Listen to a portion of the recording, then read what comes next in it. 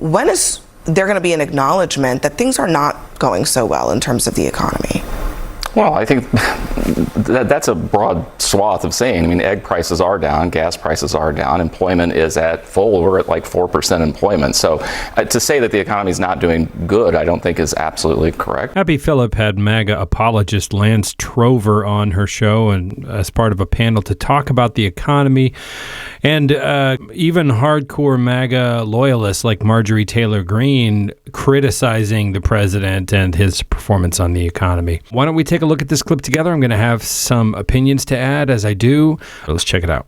As the shutdown drags on and Donald Trump's firings begin, there must be some truth serum going around in Washington, because according to an interview on CNN, Congresswoman Marjorie Taylor Green is explaining why she's breaking with her party, and she's demanding that Republicans begin to negotiate with Democrats on these Obamacare subsidies.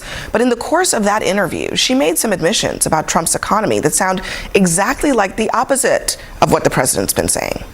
We're bringing down prices a lot.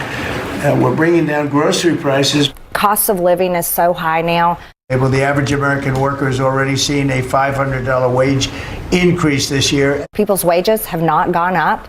We're really, I think, become the party of good health care. Health insurance is a crisis. European electricity bills are now 4 to 5 times more expensive than those in China, and 2 to 3 times higher than the United States, and our bills are coming way down. The electricity bill is $100 more than it was last year. Prices have not come down. Now our inflation is down to a perfect number, a beautiful number, hardly any at all. The inflation crushed people in the past 4.5 years, and the costs have not come down.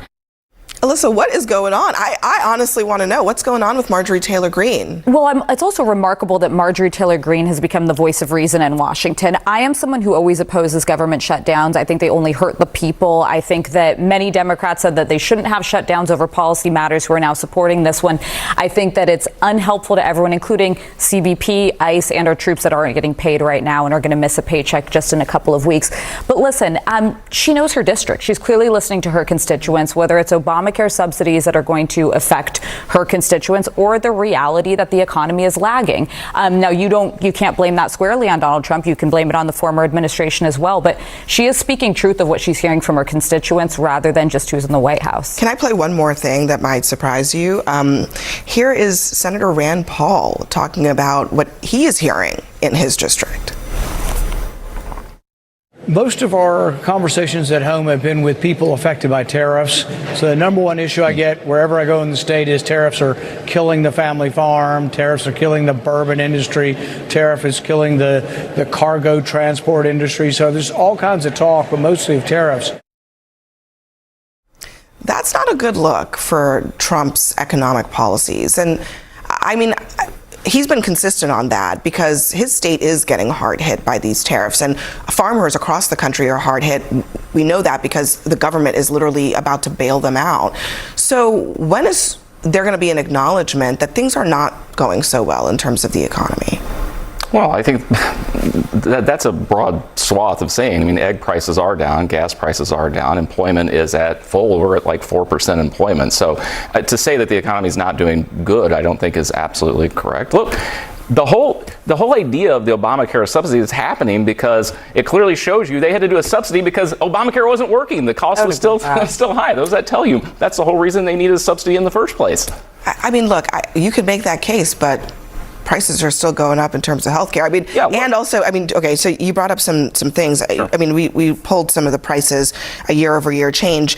Eggs are down from the top of the year, but still up 12% year-over-year. Coffee up 40%, bacon up 6%. Your breakfast meal is getting really expensive. Whole milk, 3%. Tomatoes, 3.6%, and a whole chicken, 4.4%. So, I mean, Marjorie Taylor Green that's what she's talking about. People are still going to the grocery store and they're like, what is happening?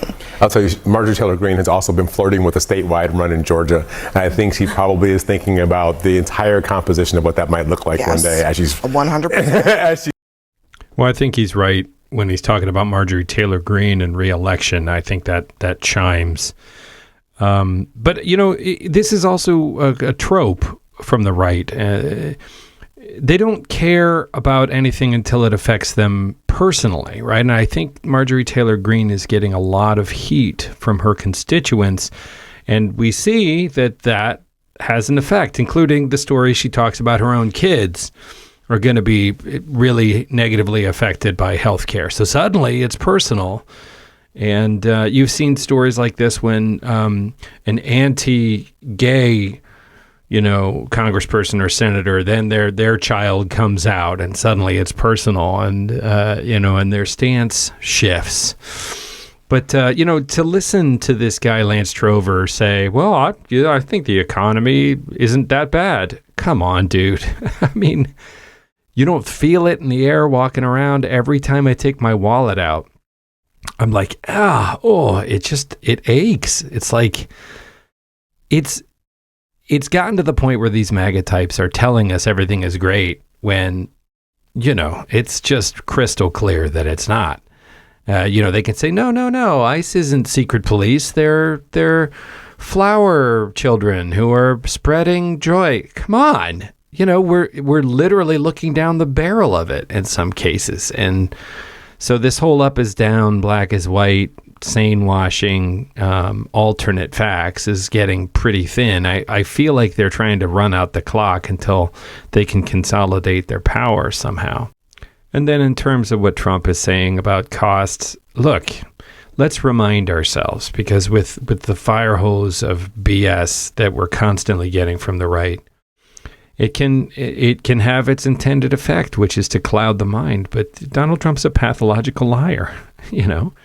That's the problem with having a liar in that position, is when you can't believe everything he says, you can't believe anything he says. And he doesn't, I'm not talking about spin or fudging numbers or omitting facts that they think are going to be dangerous. I'm not even talking about politicians who lie to protect their political career, right? In some ways, Donald Trump lying about Jeffrey Epstein makes sense. Like, that's a rational thing that you would expect someone to lie through their teeth about. But he lies about everything. He lies about wars that he ended and things he invented and windmills killing whales. And it's just, even those examples I'm coming up with off the top of my dome sound more sensical than some of the stuff this guy says. He lies about things big and small with no... So when you go, hey, Mr. President, what's the important answer on this? And he tells you whatever he tells you in the weave, you can't trust any of it, because any percentage of it, all, some, maybe none for once, could be true or completely made up out of whole cloth based on the last thing he saw on TV or heard Stephen Miller whisper like worm tongue in his ear. Moderating herself here. Listen, I was in Michigan a couple of weeks ago. Auto parts suppliers there are very worked up about what's happening because of the cross-border traffic between Mexico and Canada for parts. The auto industry, you heard about this with farmers already. The economy, while it may be in the prices show up, the prices may show up okay. What's happening underneath, people are burning through the inventory that they had stocked up in anticipation of the tariffs. They're worried about the prices going too high. This is going to be a really tough next year. Every time I talk to a business person, what they say to me is, be prepared for 2026. It could be a rocky ride. Well, it's all the more reason we should lower interest rates, in my view, because that would spur business growth. Hopefully that's interest rates have gone down, but hopefully not enough. Hopefully they'll come down even further. The truth is the economy's terrible. As far as Marjorie Taylor Green, even a broken clock is right twice a day, to be honest with you. So I'm excited to see her come to the middle on some of these, but this is more about self-preservation. You're right. She knows her district. It's not as if she has a come to Jesus moment and is coming out now to say the truth. The truth is this shutdown is hurting Americans and is going to hurt us even more as we move forward into it. And she's begging the speaker, please come back in, open up the House. Let's talk about it. Let's figure out a middle path to find a solution to these subsidies, because these subsidies are important, because we're talking about the costs for these payments are going to double if we don't do something about it now, and those are her constituents. Yeah, and Georgia is one of the states that has dramatically increased their enrollment in ACA programs, so a lot of her constituents are getting those subsidies. But Alyssa, whatever happened to the days when if we were in a situation like this, you would have like a group of senators on either side, a gang, some kind of gang, come together I mean, to solve, because it's never going to be the leaders that sort out these problems. It's got to, in a way, it's got to be rank and file that are somewhat blessed by leadership who figured this out. Where are these people? Do they exist in Congress anymore? Well, it does kind of feel like if a shutdown happens and nobody notices, did it? Because I was on the Hill for shutdowns. I was in the White House for the longest one in history. And there was always momentum and movement and negotiations happening. And it doesn't feel like that is. But what I think, a prediction I'm going to make is this. Donald Trump's not a traditional conservative. He's not a Paul Ryan who's looking to cut entitlements. He's somebody who will be responsive to the needs of his voters. Just this week, the White House announced they're going to use tariff revenue to basically fund WIC, because WIC benefits women, infant, and children was going to expire in October. I think they're going to look for a way that they may be able, through executive action, to temporarily extend these Obamacare subsidies, because Trump's electorate looks very different than George Bush's electorate. Why do that when you could just cut a deal? Because why give the Democrats a win ahead of the midterm? And reopen the government. It's hypocrisy from the Democrats. Yes, deeply problematic for, I mean, I think you're right. That is deeply problematic. If you're in this world, this country, and you're like, what's going on in Washington? And they refuse to just make a deal, open the government. They would rather use executive action. Abby, the best conversation we've had all week has actually been between Mike Lawler and Hakeem Jeffries in the middle of. I don't know. That wasn't a great conversation. I bet you that's as close to a conversation as we've had between Republicans and Democrats to try to come and meet to a meeting point, as opposed to not conversing at all. Let's talk about the hypocritical nature of the Democratic Party here, though. For years, when they were in charge and Republicans wanted to cut a deal, no, we will only do a clean CR. That's how we're going to operate, because you will hold us hostage. Well, so the next vote would be like November 20th. That's we're only talking like a month for this deal that they want to do the subsidy issue in. So what comes on November 20th? What's the next deal? What's the next hostage that will be held for the Democrats? That is about the most breathtaking pile of BS I have ever heard in my life. This guy claiming that it is the Democrats who are the hypocrites who are holding the government hostage. Yeah, I learned it from you, Dad. Come on. This is the Mitch McConnell was the guy that said in the Senate, we're not going to pass anything Obama puts forward, right? That's flagrantly not your job. Now, I agree, and one of these pundits is going to go on to make this point that the Democrats are playing politics here too. Yes, they are. And yes, this government shutdown is hurting people. But the Democrats don't have a lot of tools in their toolbox right now. Right? The Republicans own. That's what it feels like. The Republicans control the executive branch and both chambers of Congress. And, there isn't anything. And frankly, the Republicans could open the government back up. They've already passed the quote-unquote nuclear option in the Senate to confirm appointees in big batches with a simple majority. And that was taboo once upon a time. But so if they wanted to change the rules, they are the ones holding all the power. They could, but they'd rather sit back and try and use this to hurt Democrats. I just think I find it incredibly rich that this guy is talking about, the Democrats are the ones holding hostage. That is absolutely a Republican tactic. Do I think that the Democrats are trying something like that? Kind of. That's kind of what this is. It's right out of the Republican playbook.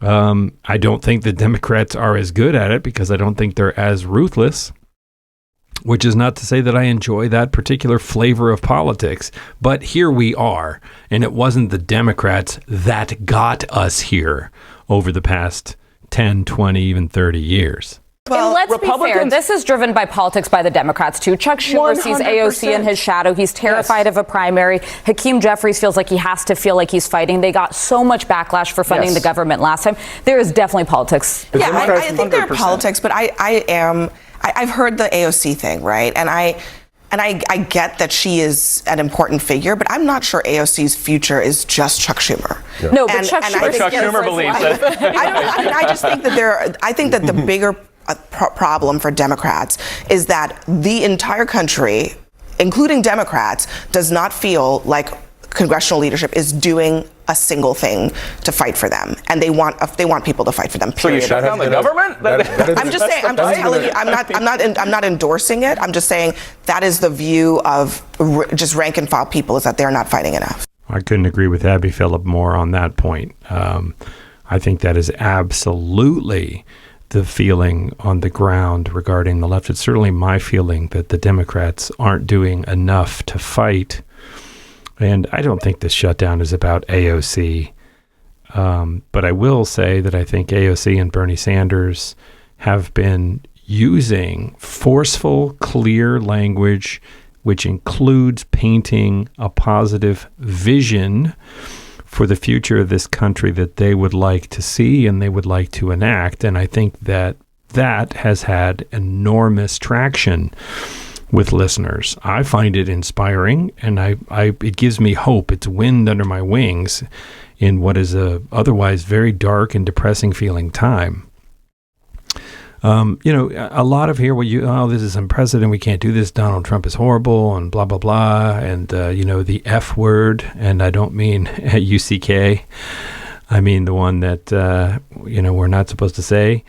They're going to actually, if the Democrats get in power, they're going to have to actually do something for the American people, right? I think that we elected Biden because we were sick of Trump the first time around.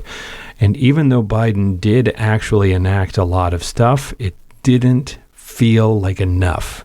It didn't feel exciting. People didn't feel energized. And I do think there were some shenanigans with this election, whether they were legitimate or just dark money or however you want to fall on the conspiracy timeline. But the end of the story is we got Trump again. So if we're going to have legitimate elections moving forward and we're going to vote Democrats back in, they have to deliver. And I think we are looking for something in the, you've got the Pete Buttigieg's who have a kind of a more rational, calm demeanor and way of explaining their plans, but their plans are very clearly focused on making lives better for American people. And I think when you listen to Bernie and AOC go on their kind of barnstorming tours, anti-oligarchy stuff, that really resonates. And I think there are a lot of people that voted for Trump that want that kind of solution. And they just didn't like the, red tie, blue tie. They didn't like it coming from Democrats. But look at farmers now, man. We're on the verge of bailing out farmers. Farmers don't want to bail out. Farmers want a market, right? And these tariffs have killed the market. Once the market goes, you can bail out a farmer, but the market doesn't come back. It's bad. And I think that a lot of people in the middle of the country, which is traditionally where we think the sort of red stripe down the middle of the country is, I think a lot of them are feeling, they were sort of joking about expensive breakfast items, but it's not a joke, man. Again, Bernie Sanders, 60% of this country lives paycheck to paycheck. You say, well, 3% on milk, and it adds up. It adds up, and that doesn't even account for, if your health care were to double each month. Healthcare is so expensive. And, I feel like certainly over the last 10 years, I have felt it getting worse. Less and less stuff is covered. Copays are higher and higher. And the service just has degraded over time while prices have risen. Okay, I'm not going to get off on the healthcare thing, but I think if the Democrats had to pick one thing to sort of hold up in front of them like a shield and say, this is why we're making a stand on this government shutdown, then the healthcare is the right subject. And there are many, believe me, there are many, but I think that healthcare is the right one. It's the one that feels the most dire nationally to me in a whole long list of dire feeling things. But I like Abby Phillip. I think she does a good job moderating these panels. She doesn't let people get away with murder. She shows up with facts and figures. She stays calm. She keeps it congenial. But she does always have a couple of MAGA chuckleheads on there that just spew absolute malarkey, like Scott Jennings. But let me know what you think of all of this. I mean, we got clips of Rand Paul. We got clips of Marjorie Taylor Green breaking with the kind of MAGA hardline, just parrot whatever Trump says. And, who knows how long this shutdown is going to go. Yeah, I mean, it's MAGA pundits like Lance Trover have no plan to improve things, right? They just like to get on here and shrug and be like, well, the Democrats are holding us hostage.